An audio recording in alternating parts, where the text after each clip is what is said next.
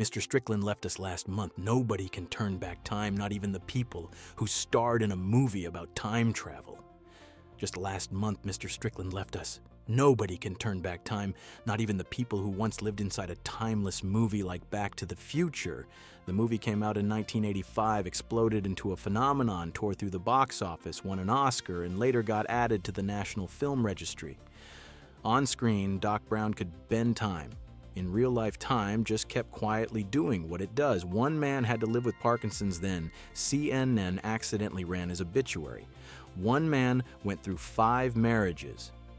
And one familiar actress is gone forever because of breast cancer. So after 41 years, where are they now? Stay till the end. Because at the end of this video, we are going back to the past to uncover the 5 weirdest facts about this cast itself. Number 1. Michael J. Fox as Marty McFly. My heart almost jumped right into my throat.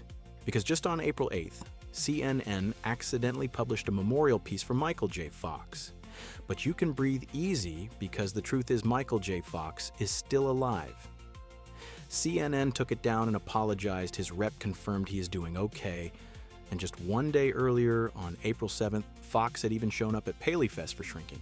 Now come back in time with me to when Back to the Future came out in 1985. You invented. Fox was 24 then. This year he is 65. Before becoming Marty McFly, he had already gotten famous from Family Ties. The important thing is Fox was not some last-minute backup plan. Bob Gale made it very clear that he was always the #1 choice for Marty, but he was tied up with Family Ties at the time, so the crew had to shoot with Eric Stoltz first. Then in January 1985, when the decision was made to replace him, they went back to Fox. He read the script, said yes, right away, and his work schedule after that was basically unreal. From mid-January to mid-March, Fox shot Family Ties from 10 in the morning to 6 in the evening, then rushed over to Universal to shoot Back to the Future from about 6:30 at night to 2:30 in the morning. Fridays were even rougher. Rehearse and tape the sitcom in front of a live audience, then keep shooting the movie until 6 or 7 the next morning. Put simply, Marty McFly was created out of youth and a workload that would have crushed most actors halfway through. After the movie, Fox fully crossed over from television into movie stardom. Then his life turned in a much crueler direction. In 1991, when he was only 29, he was diagnosed with Parkinson's. He hid it for years before going public in 1998. In 2000, he founded the Michael J. Fox Foundation. By now, that foundation has raised more than $2.5 billion for Parkinson's research. But the price he paid was very real. In 2018, Fox had surgery for a benign tumor on his spine. Then after that, he kept falling and breaking bones during some of the hardest years of his life.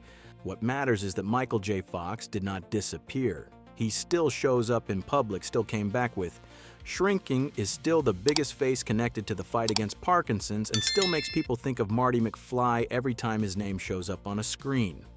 Number 2, Christopher Lloyd as Doc Brown.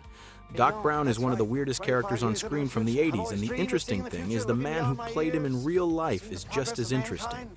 Christopher Lloyd was born in 1938, was 47 when Back to the Future came out, and this year he is 88.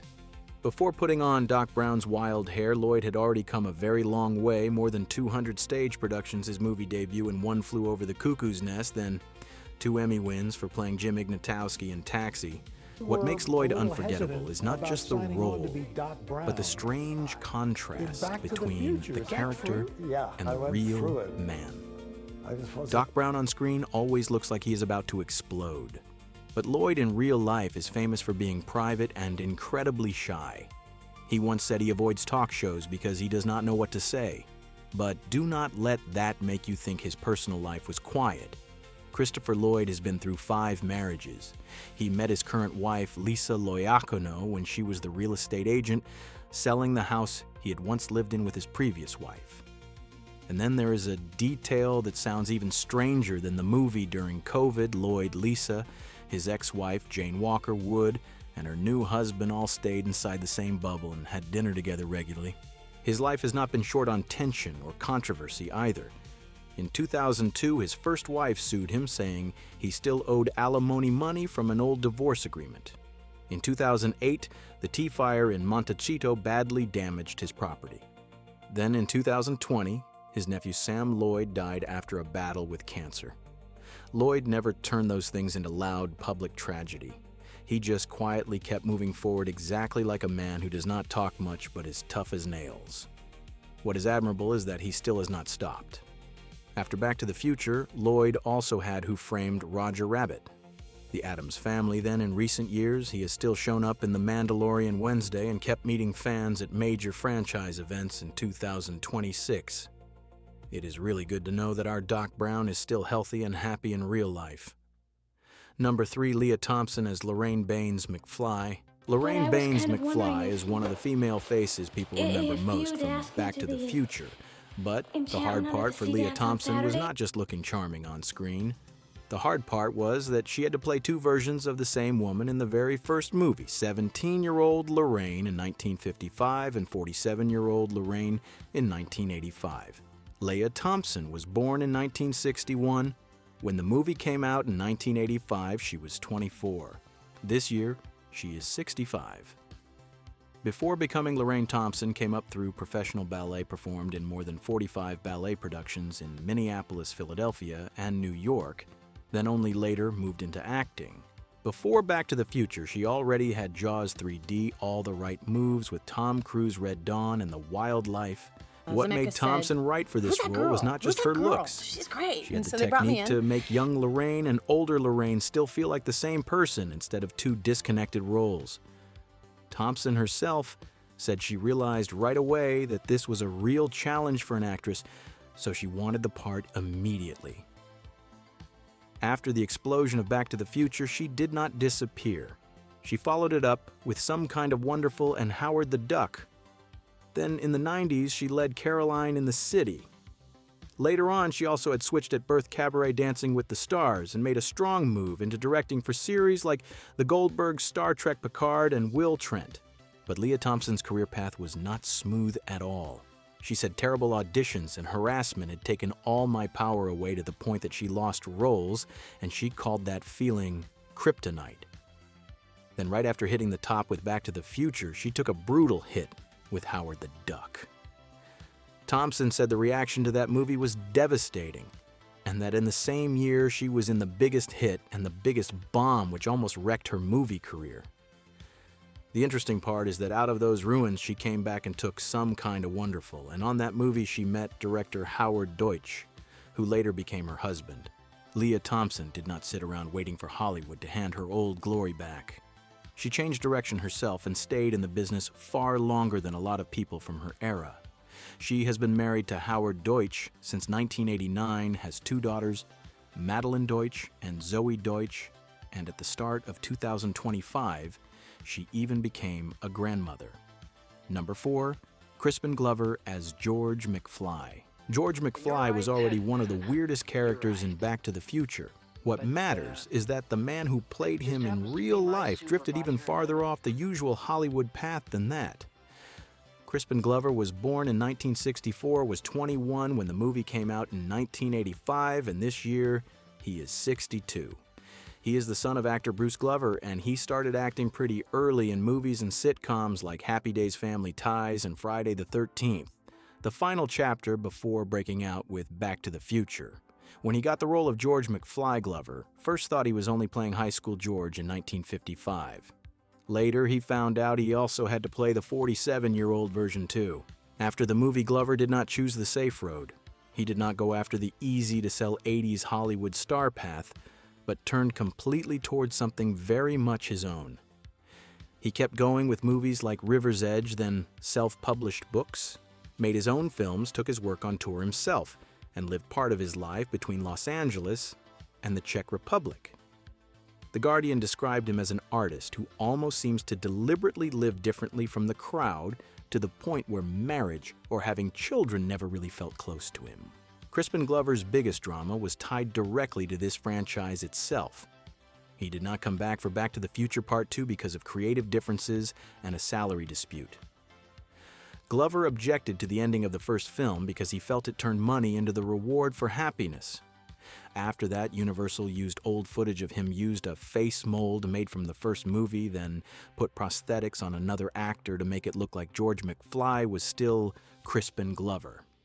Glover sued Universal and Amblin, and the case ended with a settlement of about $760,000, later becoming a major landmark in the whole story of actors' image rights in Hollywood. Number 5. Thomas F. Wilson as Biff Tannen. You remember Biff Tannen, right? He is the guy who made a career out of bullying other people, and we hated him for it back then. The ironic part is that Thomas F. Wilson in real life is the exact opposite. Wilson was born in 1959 in Philadelphia. When Back to the Future came out in 1985, he was 26. This year he is 67. Before getting the role of Biff, he came up through school theater comedy clubs and working as a bouncer in Los Angeles. Then Back to the Future became his first real movie turning point. The franchise's official site even points out that he did not just play Biff, but also carried Griff and Buford Mad Dog Tannen too, which means he basically took on almost the whole villain bloodline of this series. The most interesting thing about Thomas F. Wilson is that he once said, flat out, he did not want to play a bully. The reason was simple. When he was a kid, he was skinny, had asthma, got bullied all the time, and hated that type of person from the bottom of his heart. Wilson himself said that once he got punched in the face, had an asthma attack, and then still had to hand over his bike to the bully. So Biff was not the kind of role that felt close to him, but because he understood bullying from the victim's side, he ended up playing Biff so perfectly. That is why this character is both so hateful and so unforgettable in the minds of American audiences. After the movie, Wilson did not disappear into Biff's shadow. He kept doing movies, television, stand-up, voiced a lot of villains, including roles on SpongeBob SquarePants, and at the same time seriously pursued painting through his own website. But the price of playing Biff too successfully followed him for decades. In January 2026, Wilson said he had stopped knocking strangers on the head or calling them butthead a long time ago because he did not want to stay trapped forever in some old fan service routine. After 25 years of pleasing the audience like that, he wanted his interactions with people to feel normal again.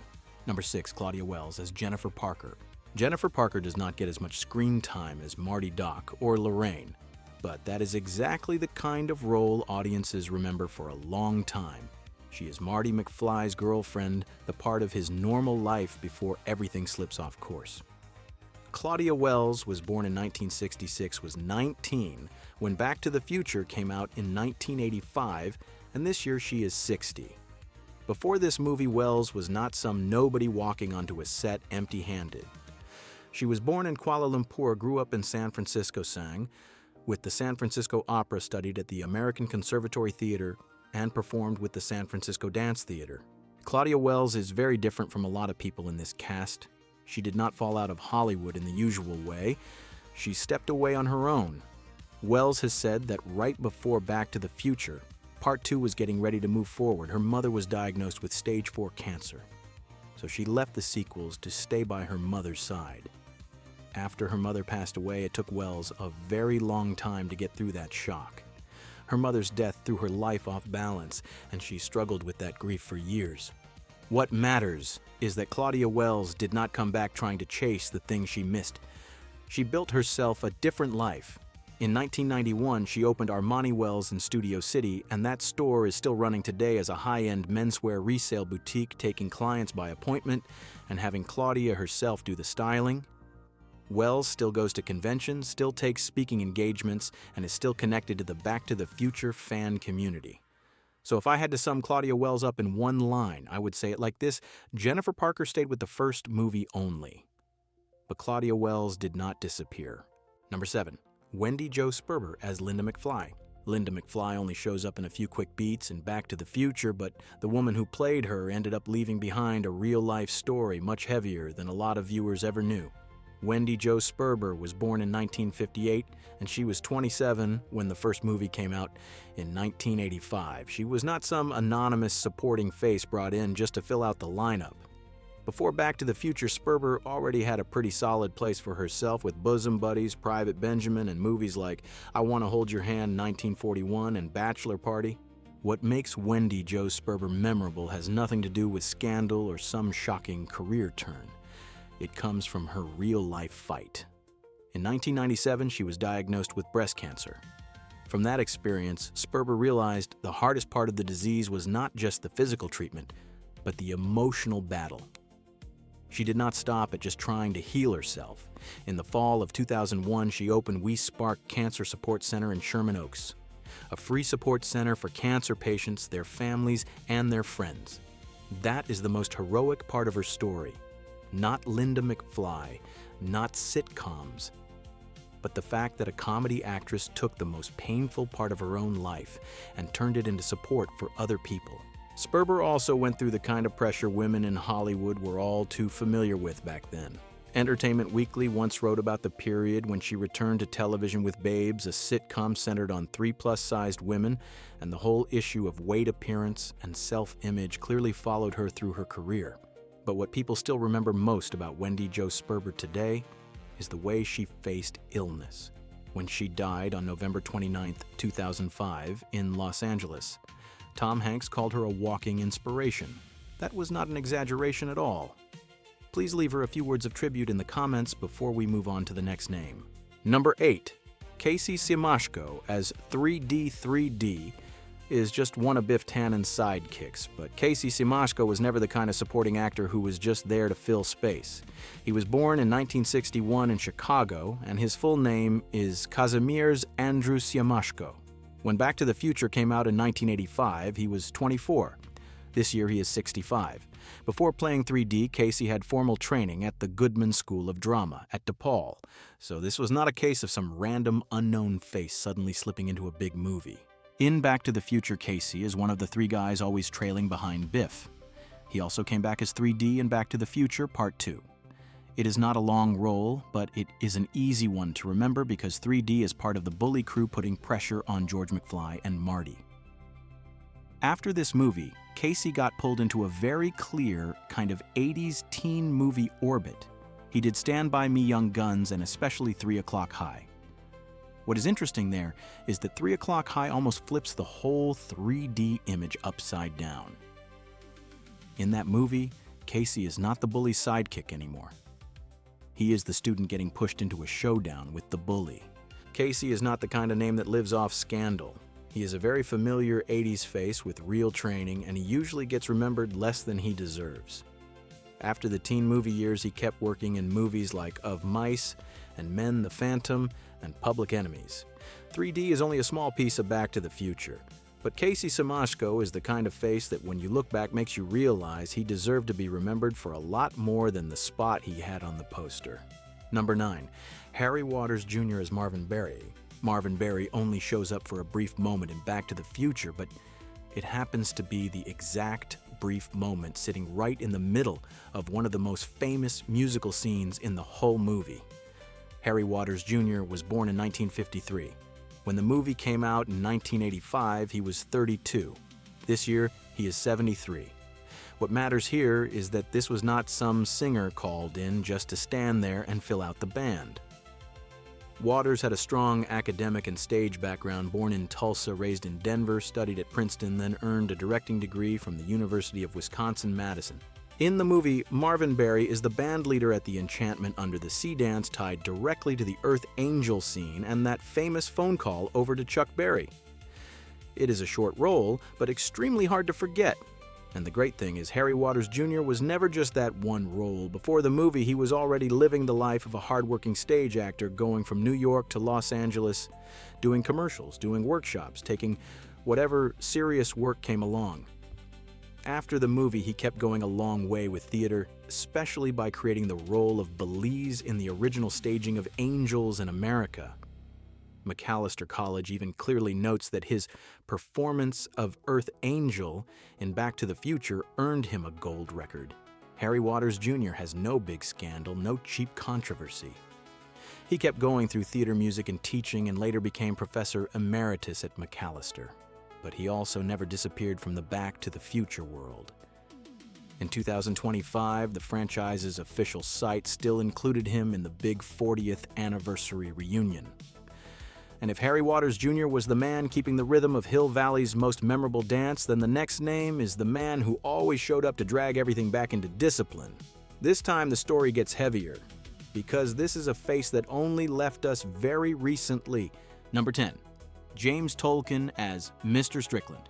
James Tolkan passed away on March 26, 2026 at 94 years old. Honestly, all you have to do is say Mr. Strickland and that stern face shows up right away, along with the way he looked at Marty McFly like that kid had been born just to cause trouble. Tolkan played Mr. Strickland in the first movie, and the second then came back in Part 3 as Marshall Strickland, the ancestor of that same character. What makes James Tolkan so admirable is that the role of a lifetime came to him pretty late. He was born in 1931 in Michigan and was 54 when Back to the Future came out. After his parents divorced, he lived in a lot of different places, finished high school in Arizona, served briefly in the Navy during the Korean War era, then got on a bus to New York with $75 in his pocket. He worked on the docks, studied with Stella Adler and Lee Strasberg, and spent 25 years living the New York stage life from off Broadway to Broadway. In real life, Tolkan did not have the kind of scandal people love to keep talking about forever. He was with his wife, Parmalee, for 54 years. His official obituary also made a point of saying he loved animals and that the family hoped fans would donate to rescue groups instead of sending flowers. That detail really gets to me. The man who barked out slacker at a whole generation on screen was in real life somebody who lived very quietly, very steadily, and very decently. The saddest part is how recent this loss still feels.